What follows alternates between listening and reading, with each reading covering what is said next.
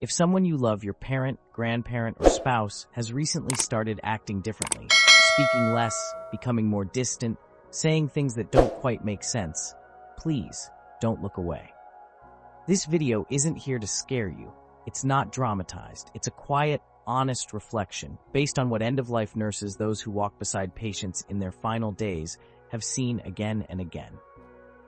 I sat down with a nurse named Carla, who spent the past 20 years holding hands, listening to final words, and noticing patterns in the last chapters of life. What she shared changed everything I thought I knew about dying. She told me there are 6 signs that almost always appear not in the final hours or days, but often in the final year of someone's life. These signs are subtle, emotional, and almost always misunderstood. One of them, the person begins talking about reconnecting with someone who once hurt them, or they suddenly want to travel, or they start cleaning the house, but not like planning a vacation. More like preparing for a departure only they can sense. If anything I've said reminds you of someone, just type one word in the comments: yes. That's enough for someone else to know they're not alone. One word, just enough for someone else to know they're not alone. This isn't about fear, it's about presence, about preparation, about honoring the quiet messages we're often too busy or too scared to hear. And if you'd like me to share more stories like this from Carla or other nurses, let me know in the comments. That's how I'll know these stories are worth telling. Has someone you loved ever given a sign that you missed? Tell us. Your story might reach someone else walking through the same pain. Sign number 1, emotional withdrawal. The first sign end-of-life nurses often notice isn't physical. It's not weight loss, not pain, not weakness. It's emotional, and it usually begins months, sometimes even a year, before anyone realizes what's really happening. I remember my grandmother, just 1 month before she passed. She unexpectedly forgave my mother for past hurt. She was quiet. She cried. I still remember staying silent, not strong enough to ask my mom to visit her. Then she gave my mother some money, handed me a Buddhist prayer book, and her face calmer than ever before. It felt like she was preparing, not for death, but for a different kind of journey. So if you're still holding pain from someone, let it go. Forgiveness isn't about whether they deserve it. It's about love, unconditional love that stays when everything else fades. Carla, a nurse who's been by the side of hundreds of people in their final days, told me they're not giving up. They're preparing. Their spirit begins to turn inward, and it's one of the most overlooked signs. Here's the hard part. Most families don't notice. They chalk it up to aging, stress, just a bad mood. But if you notice someone you love slowly becoming distant, as if they're quietly leaving the world, just type yes in the comments. Just one word. But it might help someone else recognize this sign before it's too late. Sign number 2, tidying the house. The second sign, Carla told me, is the one that gives me chills every time, because it shows up in the strangest, most poetic ways. She explained that many patients start talking about wanting to pack or clean, often under the idea that they're preparing for a trip, but not in the way you'd expect. Not booking flights, not planning vacations. It's different. It's symbolic. They'll say things like, I need to get my bags ready, or my train is coming soon. Some even ask if their passport is prepared, Carla said. They're not confused. It's not dementia. It's knowing. A quiet awareness that something inside them is getting ready to go. I remember my grandmother. She called her children and grandchildren, asked us to help clean out her things. There was an urgency in her voice, a strange rush. To someone on the outside, this kind of talk might sound odd, maybe even unsettling. But Carla said it's one of the clearest emotional signs that someone is preparing silently, spiritually for death. Have you ever heard something like this before? A loved one saying things that made no sense at the time, but now maybe they knew? If you have, type yes in the comments. Because that moment, that strange phrase, that dream they shared, that's impermanence. It might not have been random at all. Maybe it was their way of saying, I'm almost ready. But not everyone believes in this. I once shared that story with a friend who's a resident doctor. He smiled politely and said, could be mild cognitive decline or side effects from high-dose morphine. It sounded logical, but Carla just looked at me, quietly shook her head. They're not wrong, not confused. That's their soul. speaking one last time. The day before my grandmother passed, someone in the family had a dream. That afternoon, we got the call. Sign number 3, giving things away. Carla leaned in slightly as she shared the third sign. Her voice softened, like she was speaking about something sacred. They begin to give things away, she said, but not because they're downsizing. It's something deeper. It often starts subtly, a faded photo handed to you during an unexpected visit, a favorite book placed in your hands without explanation, a piece of jewelry quietly pressed into your palm. She told me about an elderly woman in her 80s who gave her grandson an old, dusty, rusted toolbox. He almost threw it away until she said, "That belonged to your great-grandfather. He built our home with it. I want you to fix things, the way he did, carefully." A week later, she was gone. Carla explained it's not about the object, it's about the legacy. It's about passing on something that says, "I was here, and so were the ones who came before me." My dad did the same. A few months before his stroke, he handed me his old watch. It barely worked. He didn't say much, just looked at me and said, "Keep it running." At the time, I smiled and tucked it away. Now I see what it really was. A quiet goodbye. A handover of time. A way of saying, "You carry this forward." Have you ever received something from a loved one that you didn't fully understand until much later? If you have, type yes in the comments. Then go find it again. You might be holding their final message. Sign number 4, asking the big questions. By the time Carla shared the 4th sign, I could feel the weight in her words. But this one, it went even deeper. They start asking questions, she said quietly, but not about medications or appointments. They ask about meaning. Even the most practical, logical people, those who never set foot in a church, who never believed in anything beyond what they could see, begin to wonder. She's heard it so many times. Why are we here? Do you think something happens after this? Will I see my family again?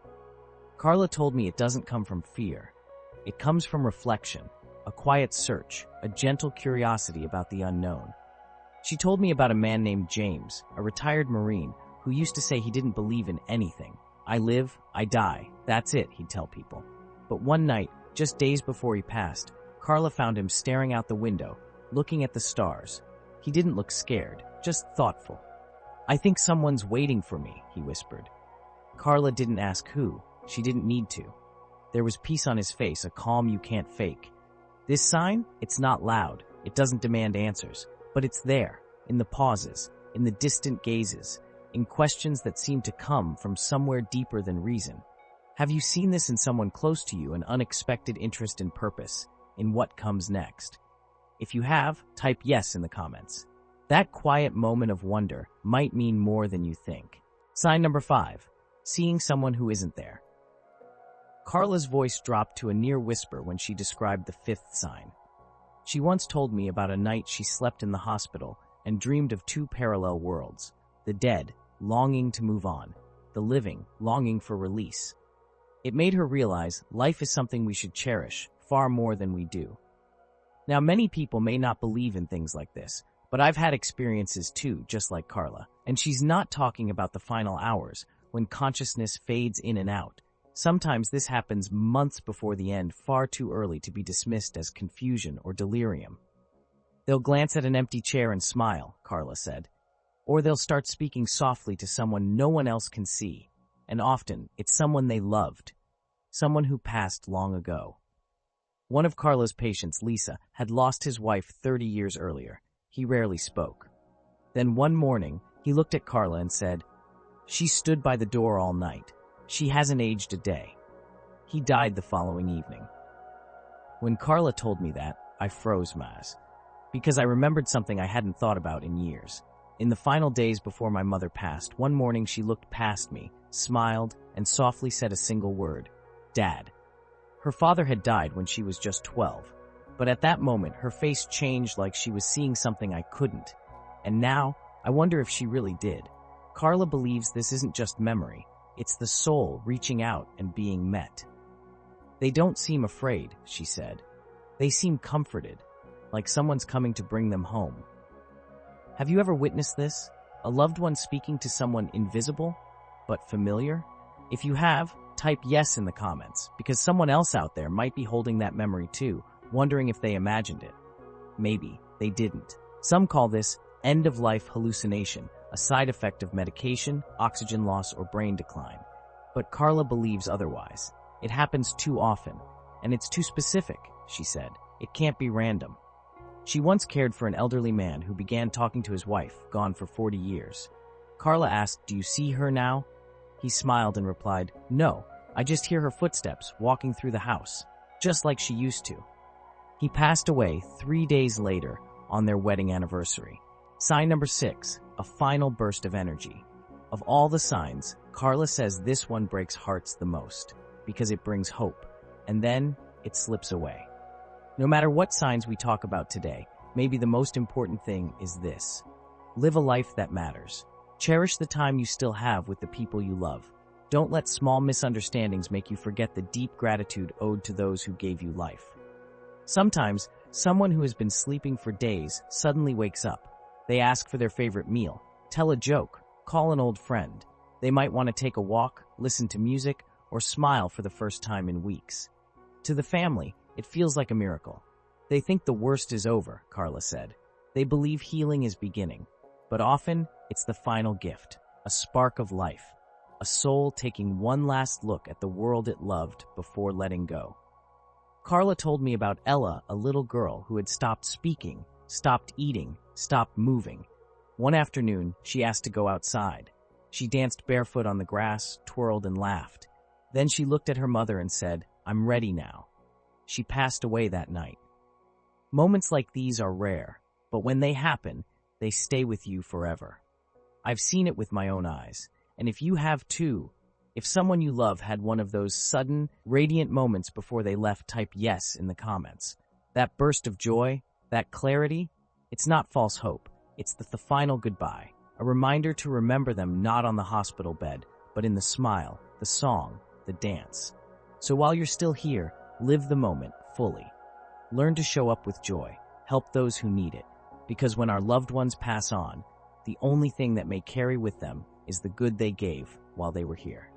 And if you can dedicate the good you do to their memory, it might be the bridge that brings them peace wherever they are now. And those are the 6 signs that end-of-life nurses say often appear in the final year.